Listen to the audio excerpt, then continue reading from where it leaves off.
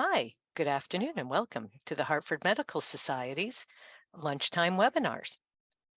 Today, we are not going to do a big introduction because most of you probably know our speaker. He is Dr. Robert Green. He's a distinguished orthopedic surgeon and educator. Let me give you a little bit about his background. He obtained his medical degree from the Dr. Green, how do you say that? University of Paris Sud? Sub, Sud? yes, Stuff.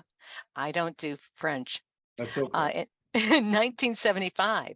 And he got his bachelor's in biology from Boston University in 1967. I guess we didn't have to tell you that date. Old Board now. certified by the American Board of Orthopedic Surgery in 1982, and he completed his medical training through various institutions, including Saskatoon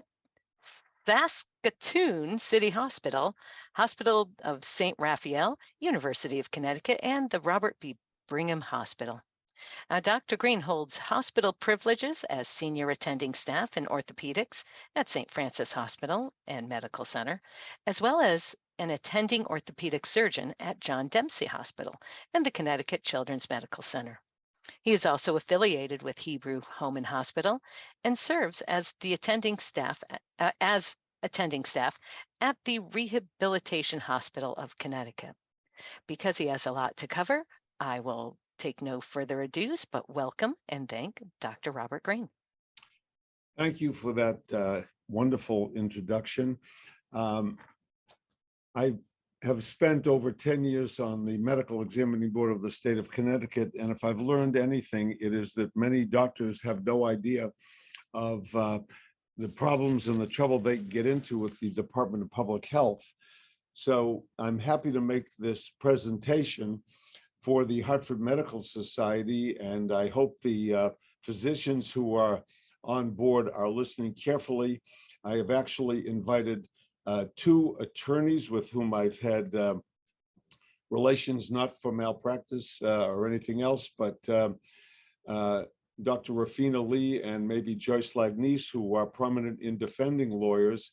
And I thought it would be interesting if they listen to this and they can correct me if I make any legal mistakes, and then I could be in trouble.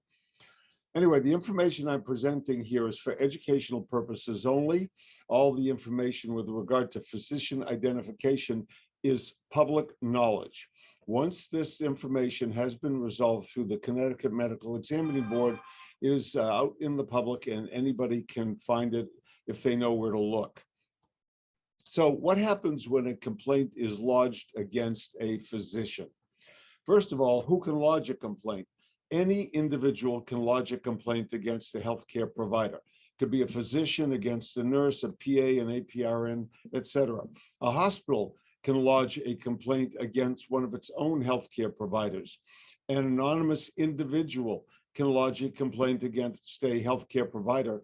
And actually, one of your colleagues, if they think there's something, if there's a problem with you in the way you practice or whatever, they can actually lodge a complaint through the mandatory reporting statute of the state, and they can do it anonymously. So the mandatory reporting statute obligates physicians to report certain abuses. Failure to do so may result in physician investigation. Probably the one most people know about is suspecting child abuse. However, the state legislature has now passed one where physicians are going to be obligated to recognize elder abuse. And then we talk about the impaired physician. This is the mandatory reporting form by the state. It can be found online. All you have to do is, if you're looking for any of this information, /DPH, and you can find most of these forms. So what happens when there's a complaint? First of all, somebody writes a letter to the Department of Public Health with a complaint.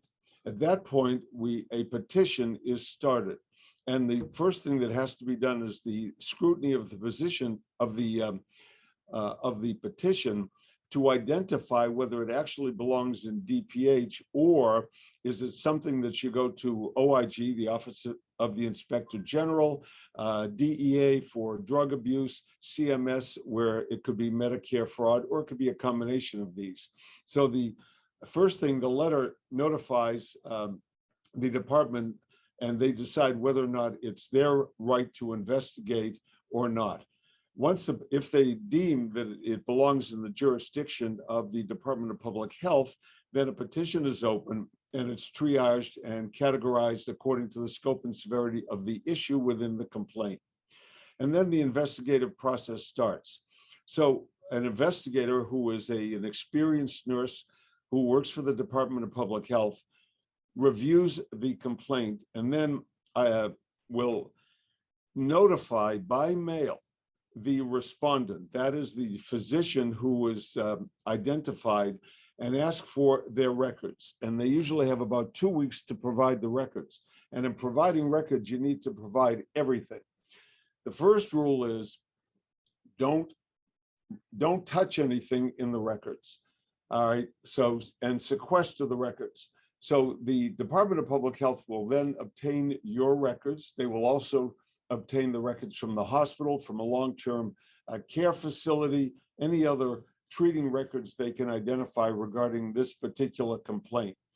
They will also look for x-rays, record other records, anything that is available, land records. Believe it or not, it's extensive review. And then once they have compiled the file, they will now submit the complaint to the respondent, the physician, and they will ask him for his rebuttal to these complaints. At that particular point, when you receive a letter, the first thing you do is sequester the chart after you have called your attorney.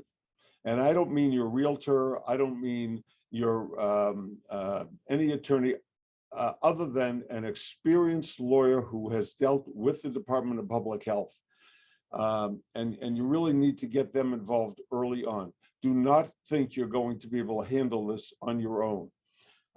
So you prepare the records for the consultant, and they will have to sign a confidentiality agreement. The consultant is identified by the Department of Public Health nurses. And I'll talk about how they choose their consultant in a minute. So you review your records, you don't alter anything, you sequester the chart, even if it's a computerized chart. Don't send the records until they've been reviewed by your attorney, and never, ever, ever meet with DPH or any other investigative authority without an experienced lawyer. You will lose. Cooperate with DPH, that is very important, and with the investigator. All right. After the review, the majority of cases, the nurses review are found to have absolutely no merit. And the nurses are very experienced, and they are not against the doctors. So once they have looked at this, and if they believe they have no merit, they will call in a same specialist to review the case for agreement. And I have done this along with several of my colleagues. I've reviewed orthopedic cases, and if we believe that they are correct and they have no merit, then basically the respondent will receive a letter saying, this is dismissed, don't worry about it. In some cases where the reviewer agrees that the case has no merit, but they've identified a problem, we will generate a letter to the respondent, the provider, with a suggestion for improvement. And I have a reference for a case later. There are a small number of cases where the reviewer may disagree with the investigators and recommend further review from a same specialty consultant. That's when it gets a little dicey. So how do they choose a consultant? Well, they don't want one of your partners to be the consultant. They want somebody demographically removed from the area. So if this is a physician in the Hartford County, they will look for somebody down in Fairfield County or some other jurisdiction. This person should have a minimum of 5 years experience in their specialty, no history of disciplinary action, and they, as I said before, they should be in the same specialty, so they have expertise in that area, and they have no disciplinary history. So the consultant now reviews the records, and the key line here is the standard of care met? If it is met, then the respondent is notified and this is dismissed. Also, the petitioner, the person who raised the complaint, is advised that this has been reviewed by the Department of Public Health by an expert in the area and found to have no merit and has been dismissed. On the other hand, if the consultant feels that the standard of care is not met, then the legal office will prepare the file, and one of several things can happen. If it's egregious, it can be designated for immediate summary suspension if the actions are found to be a serious threat to the public safety. There can be what's called an interim consent order, not a disciplinary order. This is an interim order pending completion of the investigative process. Or consent order will be determined with the two attorneys, one for the respondent and one for the Department of Public Health, will get together, have a meeting, and try to arrive at a conclusion of what type of sanction should be applied. It is all about the standard of care. What would a reasonable, prudent physician do under similar circumstances? Now, if they can't arrive at a negotiated consent order, then this will go to a hearing panel of 3 board members, one of whom has to be a physician. There are community board members on the medical examining board, and one of the panel members has to be a community member to make sure that we're not part of the good old boys school. So if you arrive at a reasonable consent order, that will eventually be presented to the board to either approve it or disapprove it. And I can tell you that we have disapproved significant number of consent orders because we don't agree with what the penalty phase was. More often than not, there can be a financial fine, and we find that many of them have been too low, depending on how egregious we believe the act is. If it goes to a memorandum of decision, there's an actual hearing like in a courtroom, and this is actually open to the public. The lawyers for Department of Public Health will present their case. The attorney for the respondent will then be able to present their side of the case, and the members of the panel will, we can ask questions, we can challenge a variety of different things, and then when it's all over, we will come up with a memorandum of decision, and that is, what is it that we believe the penalty should be? If we agree that that DPH has prevailed in their side of the presentation. So we can decide there could be a monetary civil penalty, there could be probation, educational requirements, or practice monitoring requirements. There could be an agreed or non-agreed license suspension or recommendation for loss of license. If the consent order is not reached between DPH and the attorneys, DPH is then going to request that hearing that I mentioned. And as I said, 3 panel members chaired by a physician member of the board, and it is possible that the hearing panel physicians are not of the same specialty. It's very interesting. So after listening to the allegations by the DPH attorney, as I said before, testimony and there can be witnesses, experts in both sides, we come to the MOD, Memorandum of Decision. The MOD must contain the reasons for each decision. And the first item always listed there is that the respondent holds license number XYZ, whatever it is. And obviously that is, we agree that that is the case. And then there are a variety of other stipulated things, 2, 3, and 4, and we all have to agree on the decision for those items. The Medical Examining Board derives its authority from the state statute, and the consent and MODs are presented to the board at the monthly meeting. The respondent and his or her attorney may or may not be present to make comments or challenge the MOD, but no further evidence may be presented. The board members can ask questions of either side, and then we vote to either accept or reject the consent order or the MOD. And I can tell you, we have sent many of these back. More often than not, it's the consent orders that we do not agree with. And we have sent them back for further review and determination. There are procedural due process errors which can be subject to review, but there are very limited appeal methods for a physician because the CME has a low burden of proof. The decision must be found to not be arbitrary and capricious to be defeated. The substantial evidence rule applies, which means there's enough evidence on our side to arrive at this decision. I can't stress enough the importance of any physician having very good legal representation by somebody experienced in this area. Do not try to defend your own case. Now, there are a range of issues that lead to investigation. It could be a physician illness, loss of motor skills, a patient. We had an OBGYN who had a significant tremor. The patient's family saw it and they reported that to DPH. Emotional disorders, mental illness, abusive drugs, alcohol, narcotics, illegal, incompetent actions, a variety of things on this list. What has come up today are boundary issues. And if you don't know what this is, I'm going to tell you about it later. All right.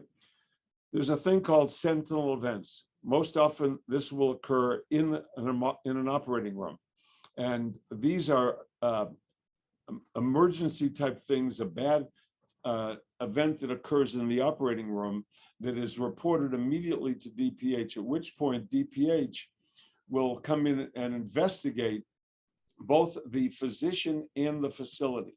And the first place they're going to go in a hospital is to the medical staff office, and they're going to want to see the physician's delineation of privileges. What is it he or she is trained to do, and are they approved to do it? Are they privileged to do it within the hospital setting? And that is critical. In spite of all of the efforts, there is still a significant number of wrong site surgeries.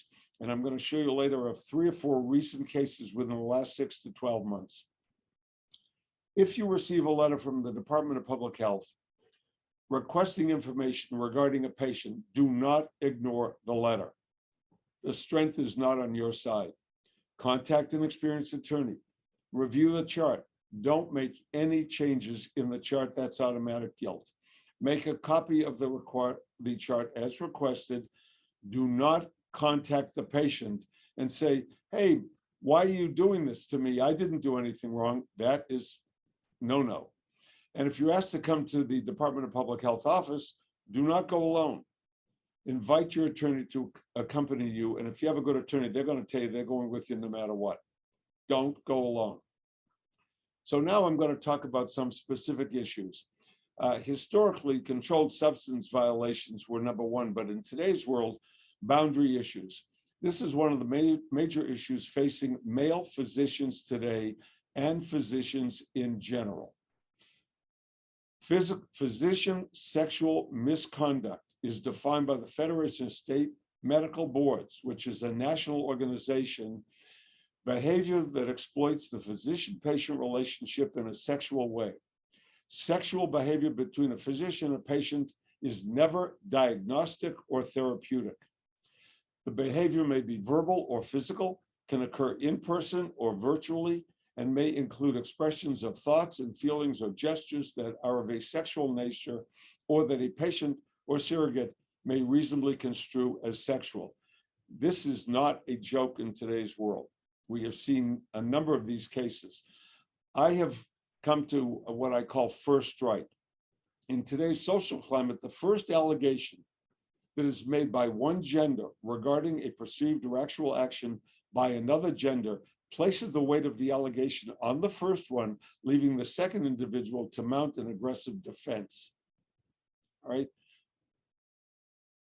We have to be careful in our words and our actions. Making jokes in today's world can be very offensive to some people, and you won't know it until something bad happens to you. So these things have been reported in the national news and the print news. you can find your career in significant jeopardy if you don't take this seriously. All right, so here is a physician who was he was involved in a sexual intimate relationship with a given patient.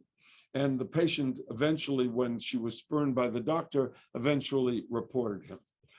The AMA, in their Code of Medical Ethics opinion, says that especially a male physician should have a policy that when they're evaluating a female patient, they should have a chaperone. Now, the chaperone, the patient has a right to say, or they could sign a form saying, I don't require the chaperone. And discussion with some of my male OBGYN colleagues, they have talked about this, and most of their patients, if they've known them a long time, are comfortable with them. But I can tell you, we have had situations where a male OBGYN is taking care of a female patient, and that escalates into sexual activity, and then there's a significant problem. So I would suggest to any male physician seeing a female patient, ask them, and if they're not sure, have another female in the room to monitor the situation. Psychiatry is an area where, because of the emotional impact on the patient, psychiatrists can run into a significant problem. And the American Psychiatric Association Principles of Medical Ethics says a physician should not gratify his or her own needs by exploiting the patient. There are boundary issues in the doctor-patient relationship. So here is a psychiatrist who with three different patients and tried to engage in sexual activities of some form. And he, a civil penalty was imposed of $10,000 for each of the three infractions, in addition to which you can overcome the monetary thing. However, the respondent now has to provide his chief of service, employer, partner, and/or associates of this decision. He has to make this known. He has to agree to provide reports from each of the employers quarterly that he's being monitored. And working as a physician, he cannot work as a physician or psychiatrist in a solo practice alone. And he can't treat female physicians. So it's one thing to overcome a financial impact. It's another thing to have your practice almost destroyed because you made a big mistake. Here is another one. This particular physician was trading sexual favors for opioids with his patients. And he ended up in the slammer. And then he eventually got out of the slammer and he became a recidivist. He was assessed a civil penalty of $25,000, and he is now back in the slammer.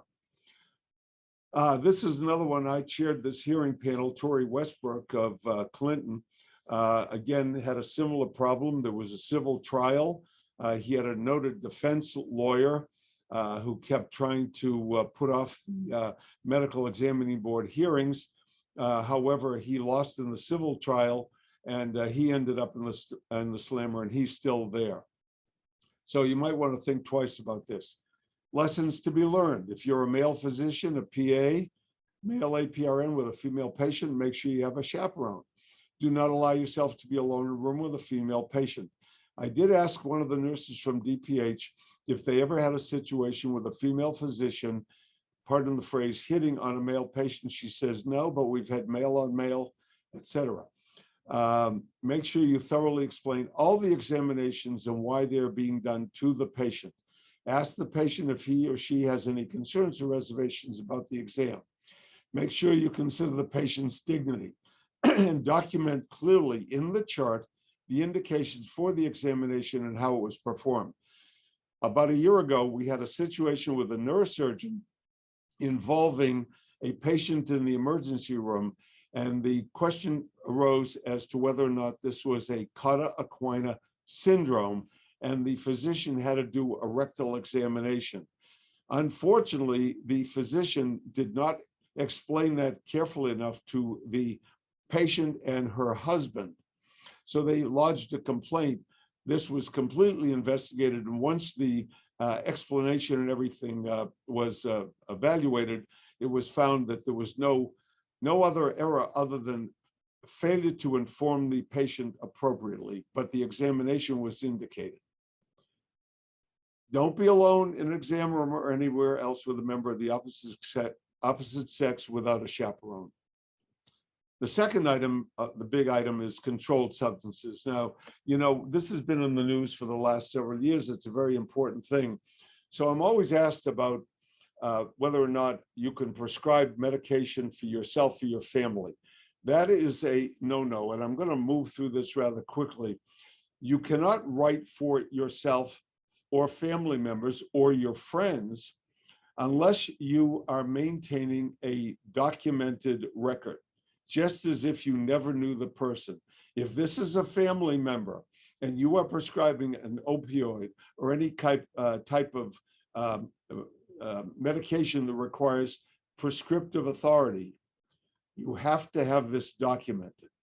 Now, you have to have a bona fide practitioner-patient relationship, and you have to document it as such, and you have to have the medical decision-making of why you've done this. Now, there are situations where you can prescribe for yourself and your own family, but I'll come to that in a minute. If you are dispensing opioids or medications from your office to the patient, and there are orthopedic offices and other specialties where they're actually distributing medications, you have to keep very, very careful records. This is not something you can just give somebody Tylenol codeine and say, don't worry about it. You have to make sure your prescription blanks or whatever, however you're prescribing it, most of this is e-prescribing today. If you have prescription blanks, they have to be sequestered, locked up, and you have to document the monitoring of the patient's condition. And if you are knowingly prescribing to a patient who has a substance abuse problem, usually that is done by doctors in a subspecialty area. So you want to be careful and make sure you document. Everything we do today is about documentation. It's time consuming. You're probably taking your computer home or whatever. That will save your life. Now, how about documenting for yourself or your family? Well, under certain conditions, you can do that. But again, you have to document this. If you have a situation where you need a prescription for yourself or your family member, you have to, one, not be able to contact your normal prescribing physician who should be able to take care of you. So the situation has to be where you are unable to get another physician to write the order for you.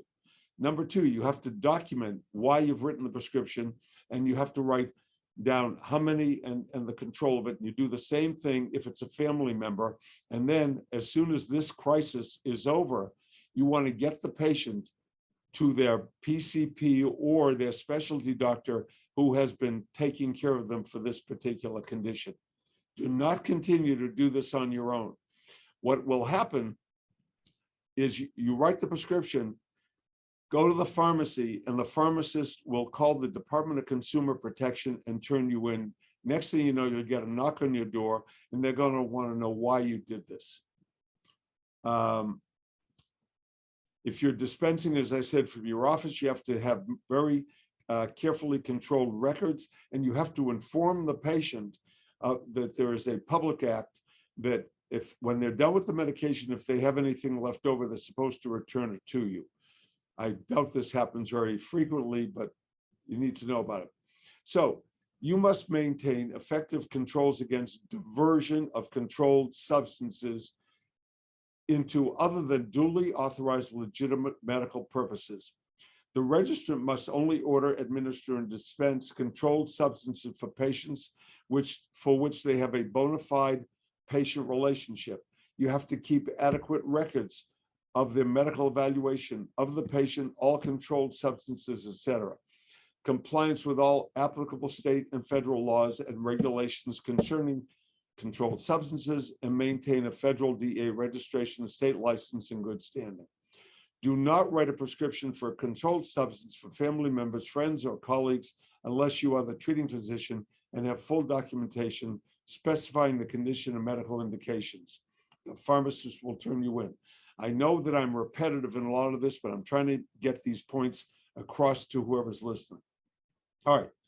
So here we have a physician who was prescribing hydromorphone, which is basically morphine, to his wife, who was a pediatrician.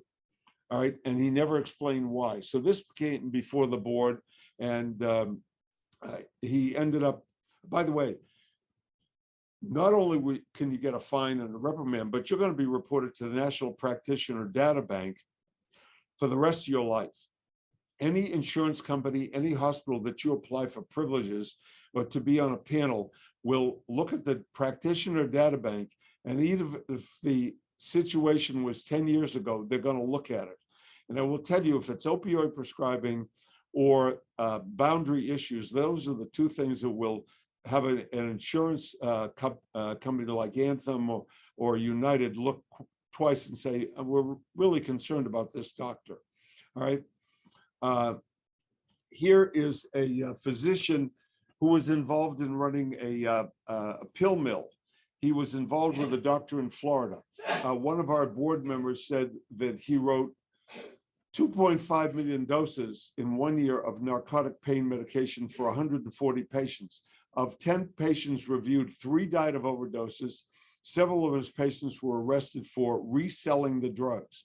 That is diversion. 2 patients were arrested for ferrying large quantities of pain meds from a Florida pill mill to Connecticut for sale.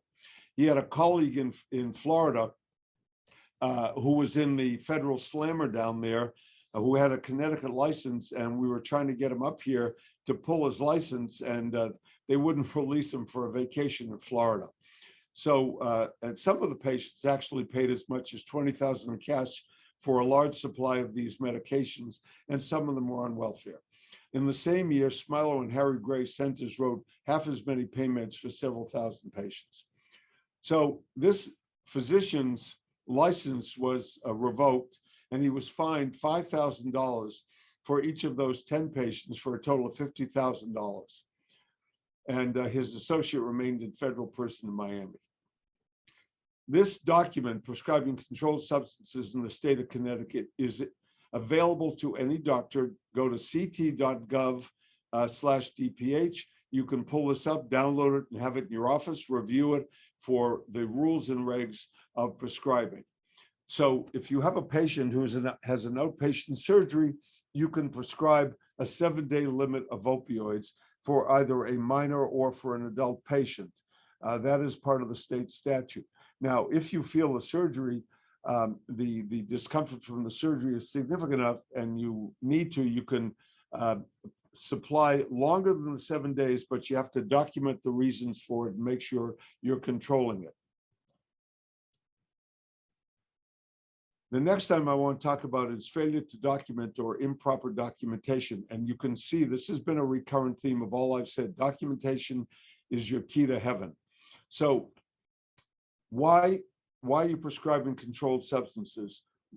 Reasons for medication increases, changes of medications. You need to document the side effects, reasonable side effects of a medication, risks of it, referral to other practitioners. If you're documenting, why did you send the patient to another physician, maybe of the same specialty, because they have a niche in your specialty that you don't have, but you need to document that. We had an OBGYN who referred to another OBGYN for a particular procedure, wasn't well documented. You need to regularly check the PMP, the Prescription Monitoring Program. It's online. You should all be registered for it. And you want to make sure your consent forms are appropriately filled out. By the way, when you do an operative consent form, it doesn't give you a buy to keep you from getting sued. It just says that you've explained to the patient that this is a potential complication of your procedure. In addition to which, if you're doing a procedure in the office, for example, if an orthopedist is injecting a knee with cortisone, they should do it as if they're doing an operative procedure with a consent form, with the reasons for it, the risks of it. If you're injecting an individual of color, you want to document that injecting cortisone, if any of the material gets on the skin, they can get a white spot on their skin. Because if this happens, patients get very upset, obviously, and then they will say, my doctor didn't inform me of this. So if it isn't in the notes, as you well know, it didn't happen. As a physician, if you're arrested on a DUI or suspected of alcohol abuse, you will end up coming before DPH. And if you ever find yourself doing that, my suggestion to you, if you don't know about Haven, before you get reported to DPH, self-report yourself to Haven. Haven is a facility established in the state of Connecticut to salvage physicians, nurses, PAs, and APRNs who run into either substance abuse, psychological problems, and so on. And if you report yourself and follow up with Haven appropriately, you can avoid the interaction with DPH. Improper delegation. You know, we always think as a physician, we can do anything we want. Well, I've made the joke that 30 or 40 years ago, I could bring a hot horse into the operating room and nobody would care. Can't do that today. We are under tremendous scrutiny. Everything we do is being looked at or reported somewhere. So you cannot delegate a procedure to anybody who is not licensed or trained to do something that you either don't have the time or don't want to do.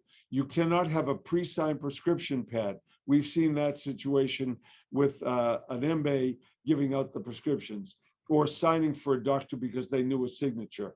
You cannot have an unlicensed person, untrained person performing injections, removing sutures or staples, or applying or removing a cast.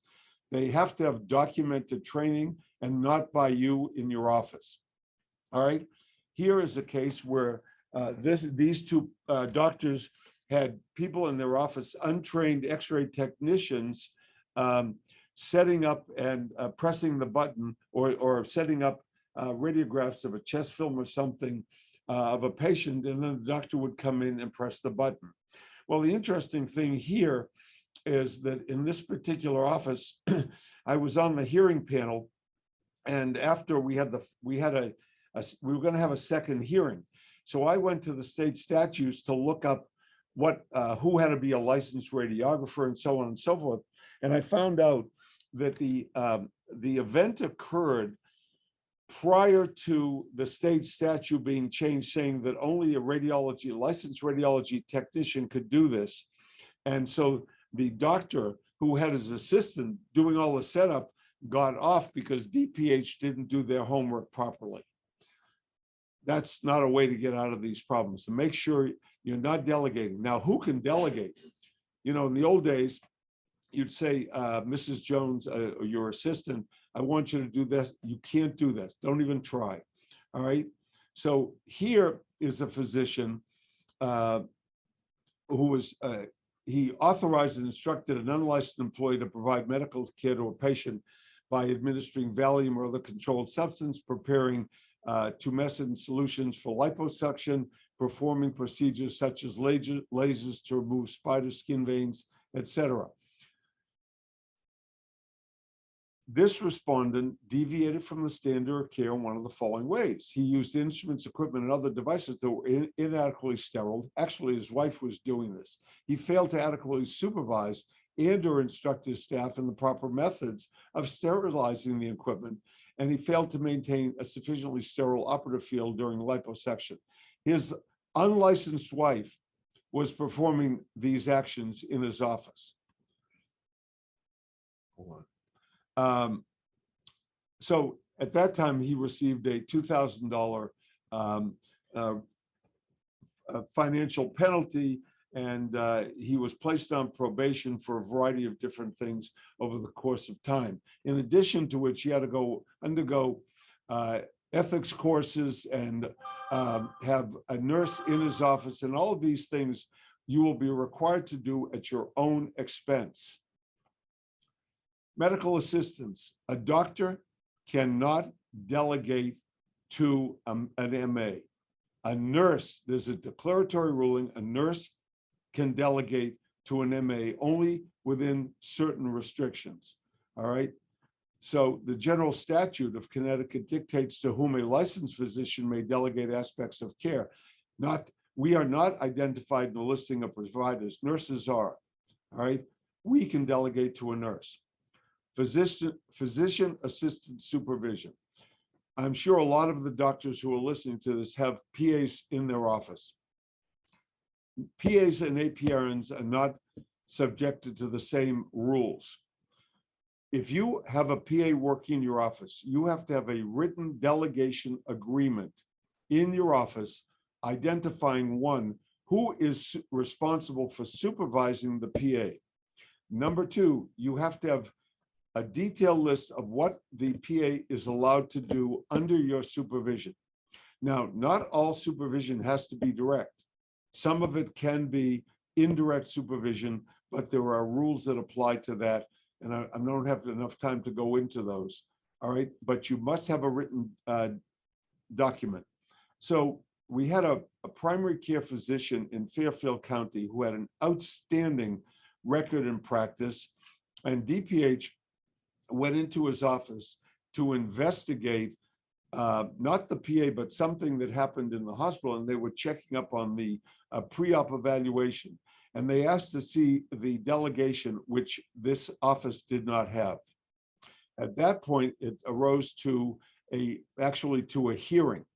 And we had the hearing, and as soon as this doctor was apprised of the problem, he immediately did everything he could to rectify it in his office, developed the protocol, alerted a bunch of colleagues, and so on. He did all the right things. And because the panel members felt that he righted the wrong, and he had such a pristine career, we decided that instead of doing a reprimand or anything that would put him on the data bank, we sent him a letter of recommendations for improvement. So there is heart in the board. Again, written delegation agreement, you can find these. Some of these you can get online, and you have to document what the person can do. Now, we all talk about wrong site surgery, and everybody thought this went away. Well, guess what? It still happens. So here we are. Usually the surgeon is in a hurry. He wants to get a number of cases done, and he thinks he can do this by speeding up the process. It doesn't work that way. You will make a mistake. And quite often, the nurse in the facility will say to the doctor, you know, doctor, you got to do the timeout. And they'll say, well, don't worry about it. I already did it, and so on. That doesn't fly. When you get into trouble here, two sections of DPH investigate. The physician practitioner side and the facility side will be investigated separately, and both sides will become accountable. And both sides will have to have a remedial action report performed. How are you going to solve this problem in the future so it doesn't happen? All right. So here we are. Here's a doctor. This is ophthalmology. And I will tell you, over the last 6 months, we have had 3 physicians, ophthalmologists, with wrong site cataract surgery. This doctor received a $15,000. He had a $4,500 penalty here. Others received $15,000 penalty. In a wrong site surgery, there is no discussion of settlement. Once the attorney for the patient gets a hold of this, this is really just a settlement. And if any of the lawyers listening to this disagree, feel free to tell me in the question period. So we think this never happens. Well, guess what? It does happen. I just told you about 3 ophthalmology cases. In the last 6 months, we had an orthopedic arthroscopy of a knee situation, and we had a hip fracture where the doctor with the hip fracture opened the hip, found he had opened the wrong hip, had to close it and do the right hip fracture, the correct one, and he received a $25,000 financial penalty, reported to the data bank, and all the other problems that go along with that. All right. There are strategies, and anybody who picks up this talk for trying to avoid identify the common errors and what the solutions are can look at this.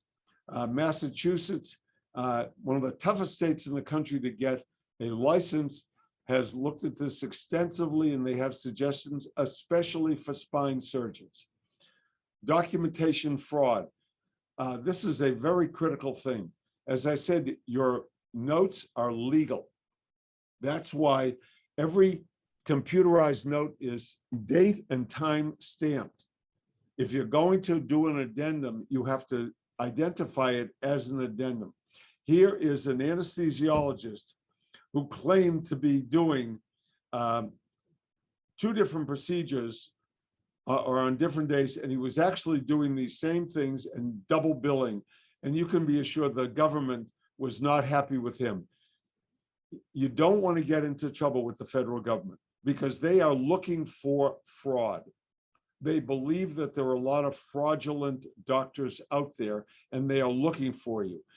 Medicare established what they call the Gray Brigade. They told a lot of senior citizens, if you believe your doctor is doing something illegal, billing, anything, report them and they will investigate. So these are not little problems. This ophthalmologist was guilty of fraud, 5 years. He was prescribing things that weren't actually happening, and he ended up, he's got to restore $3 million. I think that's a little heftier than a $25,000 fine. So when this happens, the only question is who's going to be your roommate?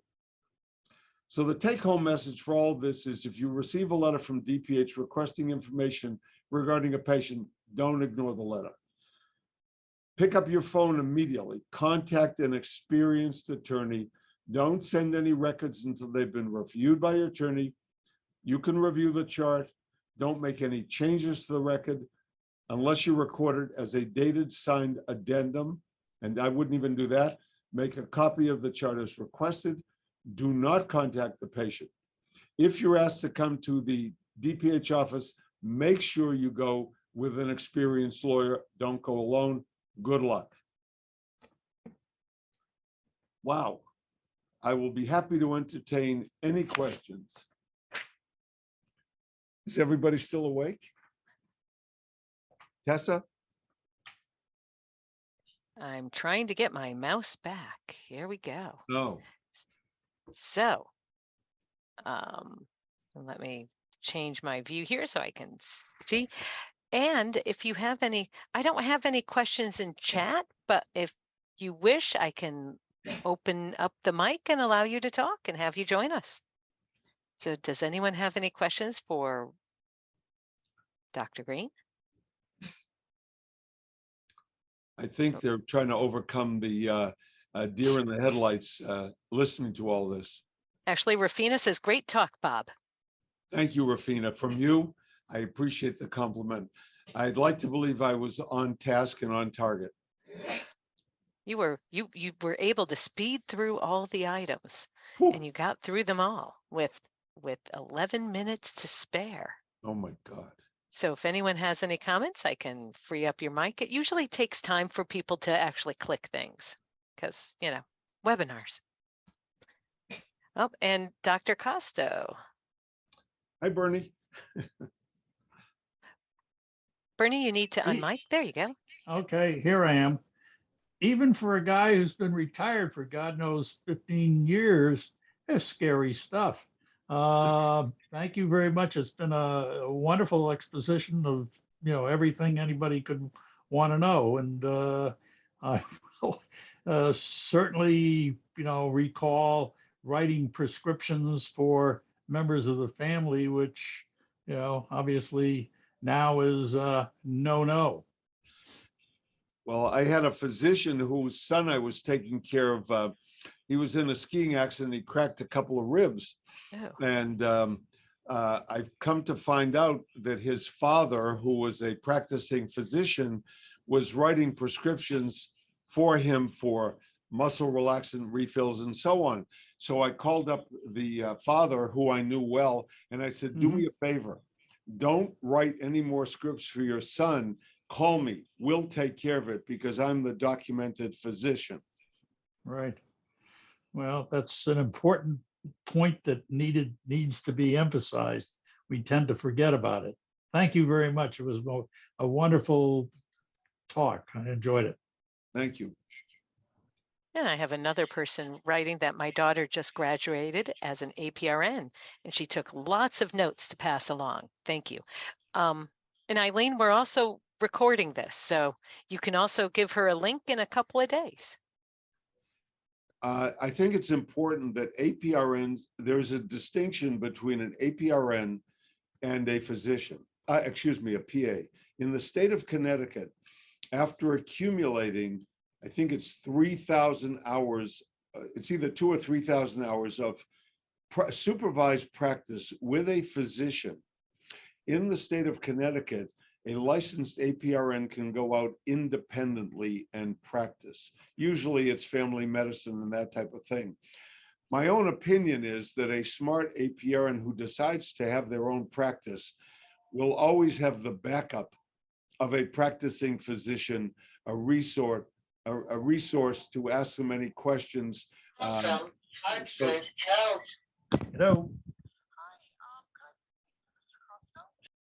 I can't hear them.